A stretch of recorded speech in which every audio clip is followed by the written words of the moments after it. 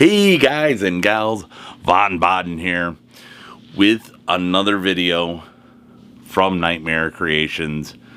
Thank you for once again coming in and seeing what the hell I'm up to.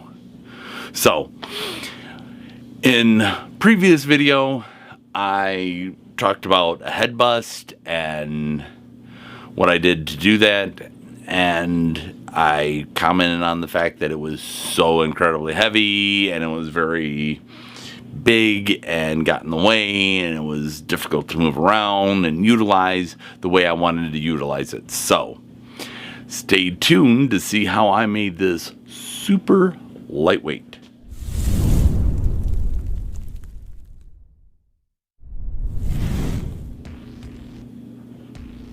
Alrighty, we are back. In a previous video, I talked about the Plaster of Paris head bust that I did. I wanted to make a head bust that when I made my templates, it would fit my fat head a little bit easier than templates that were made on a styrofoam head for a very slender person, which I am not. So I thought originally make it out of something that's very solid and durable, and that would be the ticket. Well, it was the ticket to a hernia. This thing is heavy. It's on a board that's like 3 feet by 3 feet, so it takes up a lot of room. It's very difficult to maneuver around, and it worked short of every time I put any kind of clay on it to build up anything for different types of masks. It really just took a lot of refixing after you get all the clay off. You gotta recoat it in Mod Podge to kind of seal it in so it didn't become damaged in the next build, and so on and so forth. So I wanted to make something that I didn't need to have all that maintenance to do to it. So I thought, well, if I wrap it in tinfoil, then I don't have to worry about that because I can just change out the tinfoil. But that didn't really help with the sheer weight of it, because it is pretty much from my neck up, and thing is heavy, very heavy. I didn't realize I had such a heavy fat head, but apparently I do. Who would have known? But I thought, what could I do to make it better? And what I ended up coming up with was this right here. So we'll cover this in just a second. I took and I left the aluminum foil on the head, and I went through with aluminum HVAC tape and I wrapped around that. I went through, and I think you can see that on the camera. Looks like you can. I marked where my eyes were, where the mouth was, my ears on both sides. And once I did about 2 layers of the HVAC tape, going around it this way all the way to the top, and then going this way to kind of give it a little bit more durability, I ended up with this. So the next thing that I did was I put a big old slit in the back, and then slowly but very carefully pried this off of the Plaster of Paris head bust.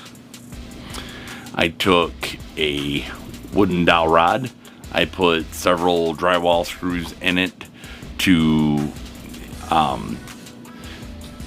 make it, once I put the spray foam in here, that it wouldn't just slide off. Not that I think it would, but just to be extra secure, I used great stuff and I filled up the head cavity with the stick, with the screws in the head, and I let this cure up overnight. Then I had to cut the excess foam because it'll go everywhere out of the top, and I was very happy to know that this was all good and sealed up because it didn't come out anywhere else. Bonus. But anyways, so I cut off the excess foam that was here. My next step is to put a little pilot hole here. I'm going to take the actual board that has the head bust on it now. When I get rid of the head bust, I'm going to cut those into some squares to attach this board to, and to attach the foam anvil that I made before. So I have some more movable and definitely lighter weight places to make templates off of, and to do my heat forming on the foam anvil. So this right here is super light compared to the solid plaster of Paris.